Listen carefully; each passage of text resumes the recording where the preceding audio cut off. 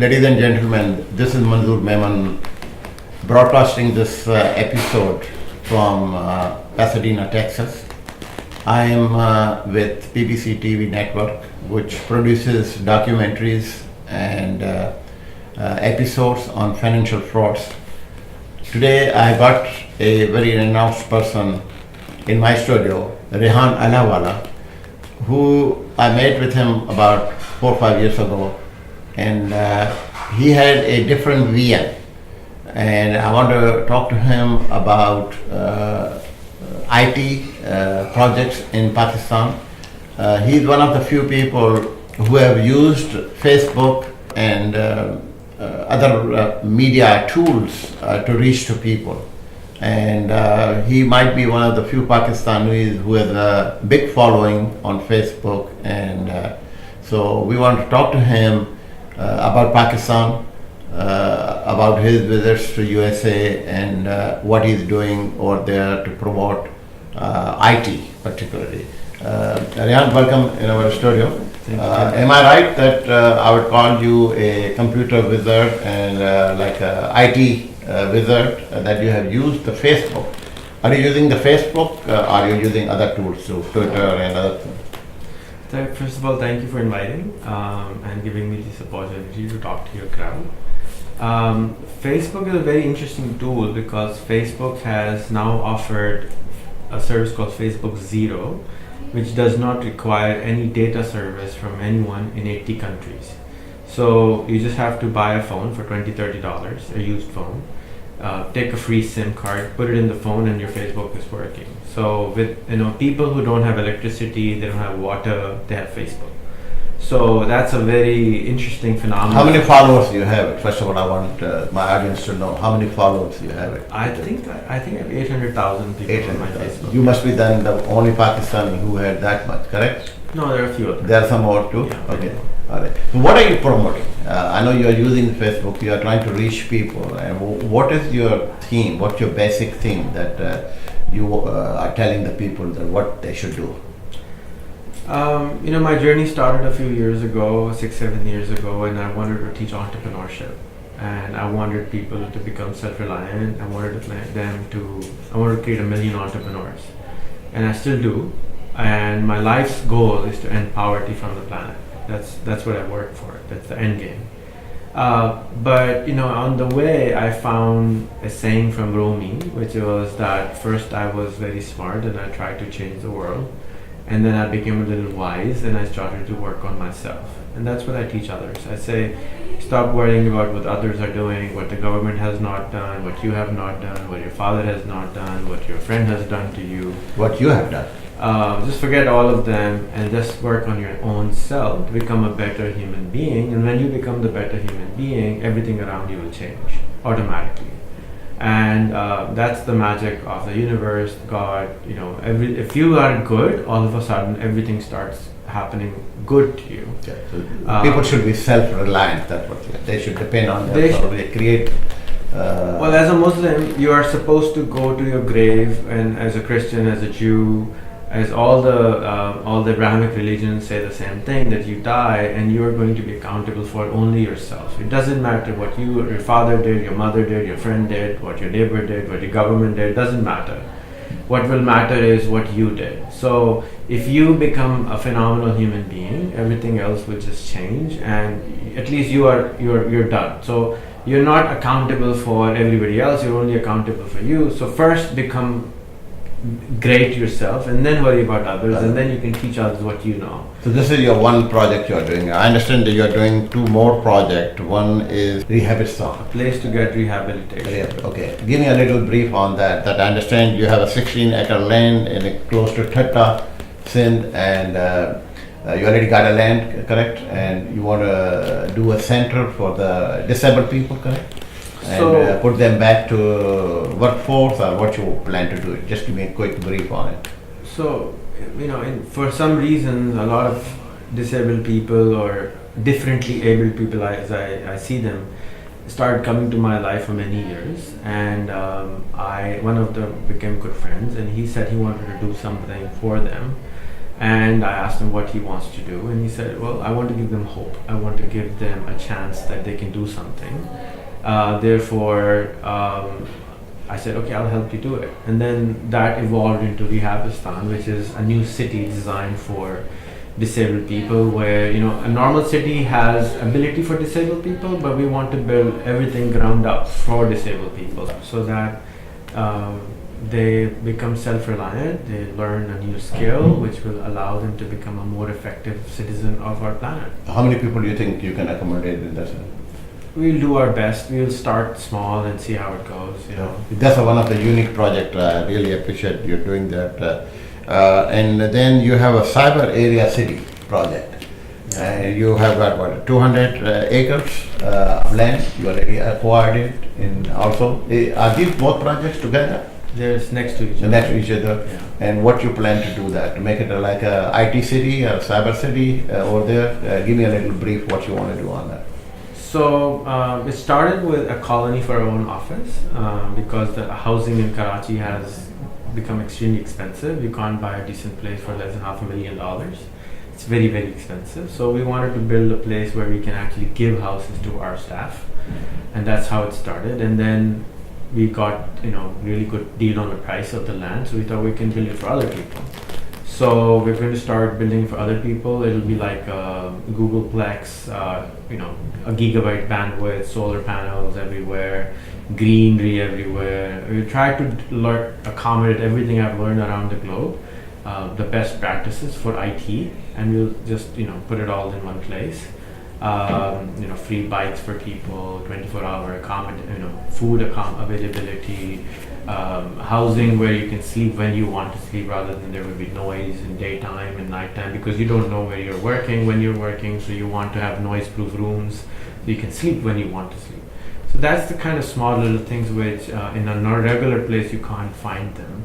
And this is going to be outside the city, so you can call it like a Noida in Delhi. And it's going to be much cheaper than the regular city. And in the technology world, you don't really care where you live. So you can, if you're working for a company overseas, you can live wherever. And so this is going to be a high-speed internet and, you know, water sports and you name it. Everything we can imagine, which you can find in the West, we'll have it over there. It's super fun. Let's come back. You started a kind of I would say mission that you are giving opportunity to different people that if they become Prime Minister of Pakistan, what they will do. Excellent idea. And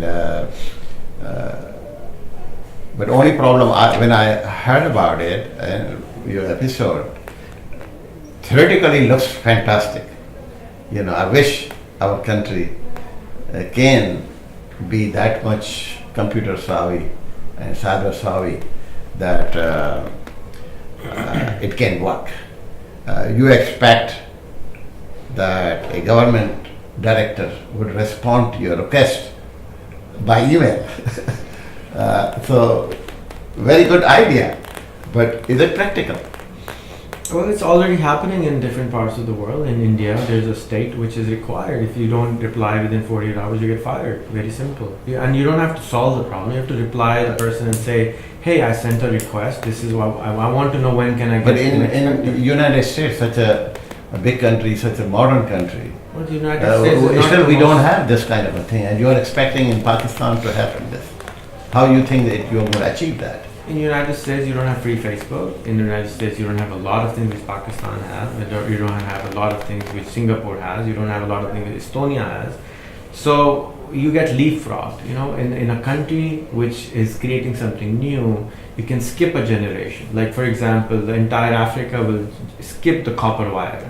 There will not be a copper wire telephone service in Pakistan or in African countries. We will skip that generation. And that will give us an edge. We have LTE everywhere in Pakistan. In the US, you don't. I was driving through Arizona state and there was almost no internet. Entire highway on an interstate, you had no bandwidth.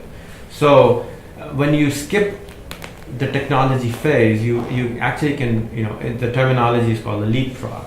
So we can leapfrog in technology, in space. And what is happening in Pakistan and other countries is that everybody has a cell phone. Everybody has a smartphone, and they're getting online. Even though they don't know how to read and write, they're actually using YouTube and Facebook, which will allow them to leapfrog, the schooling system, the university system. There's amazing content available from Harvard, MIT, Stanford for free. Anybody in the planet can go out there and learn what you have to pay $100,000 a year in Harvard to study for free. I mean, you can skip the entire learning process, which was dozens of years, which you have to come here and go through that. You can just be whoever you want to be. I know a gentleman in Somalia who's 14 who learned from Harvard online and MIT online and designed his own cell phone, sitting in Somalia where there was no electricity. So this is all possible. That's something unique thing that you are basically skipping a generation and going in that future. But looking into Pakistan, it's 50, 60 years in Pakistan, mainly because of the corruption, mainly because our leaders do not put focus on the basic amenities like water, electric, health, How do you expect to skip a generation when you are in fact still way behind in every aspect? In education we are behind, health we are behind, we have no water, clean water. According to statistics, every 4 minutes a child is dying because we are not providing the pure water to the public. So with all those problems and major saga on corruption level, which we hope that maybe there will be something done. With all those problems, how can you skip the generation? Even if, say, you go and skip the generation and everybody has a telephone and everybody is computer savvy, but if you don't have water, you don't have health, you don't have education, how are you going to survive? I don't think the US, when you compare it with the US, it wasn't built by the government only. It was built by the entrepreneurs. It was built by the people who built, Henry Ford built the car system. The gentleman, AT&T wasn't built by the government of the United States. It's private entrepreneurs. There's an amazing series on YouTube you can watch called the Men Who Built America. It's about 8 entrepreneurs who literally did most of the work in this country. Lawmakers' job is to make the law, and the innovation comes from the people. I was in a small little town near Hyderabad a couple of weeks ago, and I saw hundreds and thousands of tons of banana leaves and banana trunks being burned. They just burned it. I said, why are you burning? I said, well, you don't know what to do with it. It's garbage. I just Googled. I just went on YouTube. We spent the day over there, just one day. And it turns out that you can convert all those trunks into plates and cups and spoons and forks, and it's all recyclable. One machine is only 100,000 rupees. So as an entrepreneur, I saw a huge opportunity that I can convert all this garbage into recyclable plates and mugs and everything. And I told them to do this. Then I saw tons of manure from the cows sitting and burning over there, and they were not doing anything with it. So why are you wasting all this? He said, we don't know what to do. Well, there's called biogas. So you can take that into biogas, convert that into electricity. At the same time, you can leave earthworms in it, and there's a urea which is created, which is called black gold, which is as or better than urea, which they're using.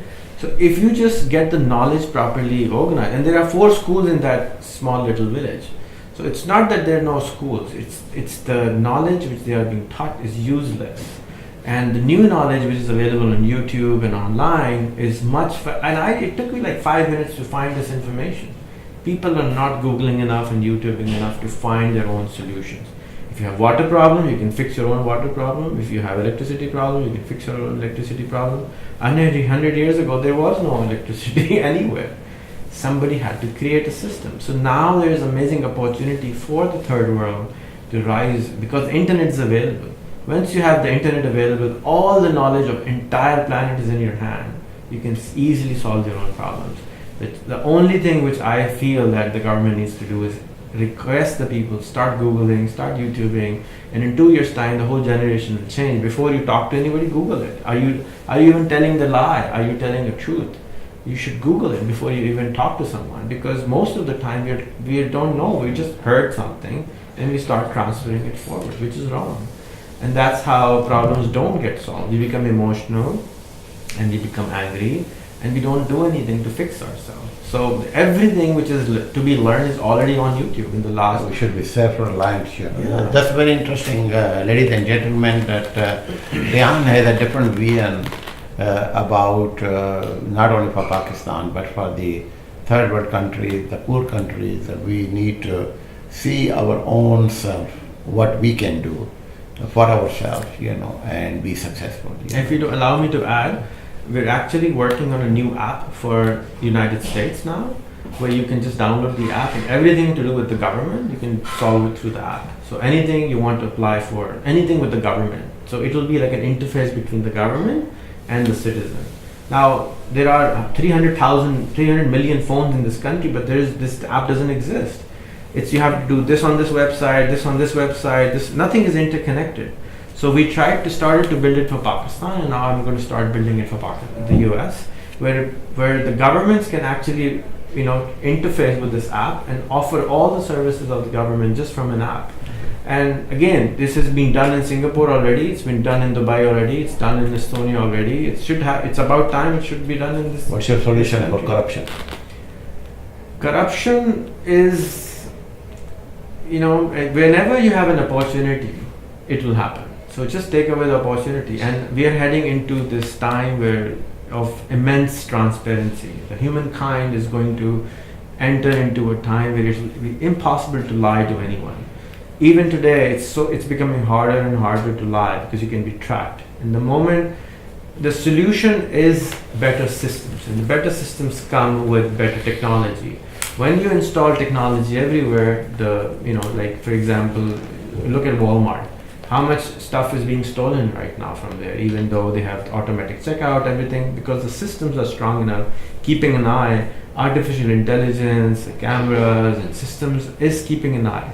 Similarly, once we have more and more blockchain-based technology, more and more systems installed, corruption will go away. It's a given. What about punishment? There's no punishment, therefore. Eventually it will come. I think punishment is not necessary. I mean, if your son can, if your son did something wrong and you tell him, you did something wrong, don't do it again. If he doesn't, then you punish him. You don't punish him all the time. No, but we are talking Give them not the son and father punishment. We are talking here the government officials, the politicians. They drain the country with heavy corruption, and there's no punishment. If you let those people, don't elect them.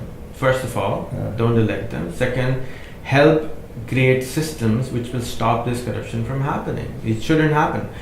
How much tax have we paid? Why doesn't our app shows that this is the amount of tax I paid in the 56 years which I've lived in this country, including sales tax, including the tax on the mobile phone, including the tax on electricity. How much tax have I paid to this country? Once I know exactly how much tax I've paid, I will actually want to say, hey, what service are you giving in return? Yeah. So first I have to know, I'm trying to empower the citizen in a way where I mean, the other day Imran Khan said in Pakistan that nobody pays taxes. That's a lie. Every single citizen of the country we live in pays taxes, be it in electricity mode, be it in water mode, be it in telephone mode. 25% of the telephone call charges are going to it as a tax. Everything, you're wearing clothes, you're wearing shoes, everybody's paying taxes. Well, how much tax did I pay? I don't know. I want people to know this is what you pay. Though we are paying, but it's not reaching. That's a corruption. Yeah, see, it's not reaching to the government. See, that is the biggest problem. Fine. If I paid $500, I will make sure that I will want a demand. If somebody comes to your shop and pays you $10, you will demand good service. But if you're getting for free, you can't demand. People think they're not paying anything. So our people should know how much they're paying. They should always know how much they have paid, and then they will go and demand for service. Yeah, but see, my observation, particularly for Pakistan and other third world countries, is that there are three kind of corruption. One is the corruption within the business community. Business community collect the tax, but then don't pay back to the government. They take away the tax, and they keep on bribing the officials and not pay the tax. Then you have politicians who use different tactics of corruption, government lands, government grants, government loans, they get it and they get it waived. So end of the day, there's no accountability. So the bottom line is that if your theory works and there is accountability, then yes, it is going to work. But I hope it looks very rosy to me. But I'll pray that it becomes implemented. And let's have some more people like you, in majority coming in and show the nation the right way to do the business, and hope the things will get better. Ladies and gentlemen, this is Mr. Rehan Allahwala. You've got a lot of fantastic ideas, and we pray that his ideas be implemented, and our nation as a whole, humankind can benefit from what he's preaching. And good thing about him is his preaching is not only limited to Pakistan, but it's more international figure he's getting, and he's trying to tell everybody to become self-reliant, and that is one of the best things he's suggesting to people, that we should do the things what we can do, not see the other people what they are going to do for us. So we'll keep in touch with him. What's your website? You have a website where the people can go and Rehan.com. Rehan.com is your website, and you can go to Rehan.com and then see what Rehan has to offer, and it's excellent thing. Rehan, thank you very much. I appreciate your time.